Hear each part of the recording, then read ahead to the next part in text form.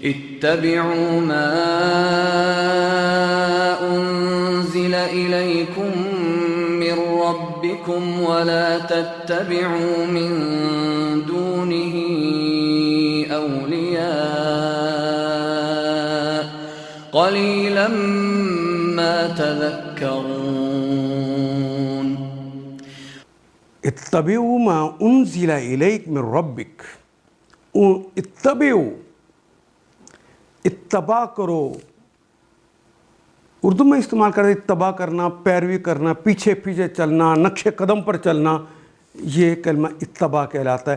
اتبعوا، تم سب پیروی کرو، وہ الف جمع کی علامت ہے، ما جو انزلہ جو نازل کیا گیا، الیک الیکم تمہاری طرف، الہ کا مطلب کی طرف، کم تم سب، وما انزلہ جو نازل کیا گیا، الیکم تمہاری طرف، من ربکم، من سے رب پالنہار کو کہتے ہیں، مالک آقا شہنشاہ کو کہتے ہیں۔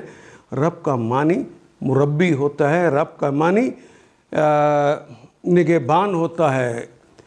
من ربکم، اپنے رب کی طرف سے، ربکم تم سب کے، من ربکم تمہارے رب کی طرف سے جو نازل ہوئی ہے اس کی اتباع کرو۔ لوگو، جو کچھ تمہارے رب کی طرف سے تم پہ نازل ہوا ہے اس کی اتباع کرو۔ ولا تتبعوا، واو کے معنی اور، لا نہیں، تتبعوا، تے تو تم اور مضارع کی علامت، اتباع کرنا تو اردو میں بھی استعمال ہوتا ہے، واو الف جمع کی علامت، نہ تم پیروی کرو، ولا تتبعوا من دونہ، من کا مطلب سے دون سوائے ہی، اس کے سوا پھر تم اتباع نہ کرو، اولیاء، اس کے علاوہ اگر کوئی ولی بنا ہے تو اس کی اتباع نہ کرو۔ اس کے علاوہ تمہارا کوئی ولی ہے، ولی کہتے ہیں پشت پناہ کو، ولی کہتے ہیں کارساز کو، ولی کہتے ہیں دوست کو، تو اپنے ان دوستوں کی، ان پشت پناہوں کی، ان کارسازوں کی اتباع مت کرو۔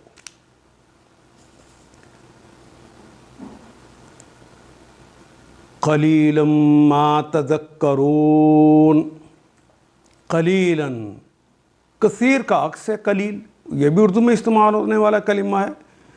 ما جو تذکرون، بہت ہی تھوڑے ہیں جو تذکرون جو یاد دہانی کرتے ہیں، بہت ہی تھوڑے ہیں۔ ذکر کے ایک معنی نصیحت بھی ہوتے ہیں، جو نصیحت حاصل کرتے ہیں۔ لوگو، جو کچھ تمہارے رب کی طرف سے تم پہ نازل کیا گیا ہے اس کی پیروی کرو، اور اپنے رب کو چھوڑ کر، من دونہ، اپنے رب کو چھوڑ کر دوسرے سرپرستوں کی پیروی نہ کرو۔ وہ جو اولیاء بن گئے ہیں ان کی سرپرستی نہ کرو، مگر تم نصیحت کو کم ہی مانتے ہو۔ قلیلا ما تذکرون، لیکن تم نصیحت کو کم ہی مانتے ہو، کم ہی یاد دہانی کرتے ہو۔ ان آیات کو ایک دفعہ پھر تلاوت خود کیجیے، عربی و مبین پڑھتے ہوئے دیکھیے، کیا بات پوری اندر اتر رہی ہے؟ کیا یہ اردو کے سانچے میں ڈھلتی گئی ہیں عبارتیں؟ اگر بات سمجھ آنی شروع ہو گئی تو الحمدللہ یہی ہمارا ہدف ہے، اور یہ ہدف پورا ہو گیا۔ اللہ میرا اور آپ کا حامی و ناصر۔ الف لام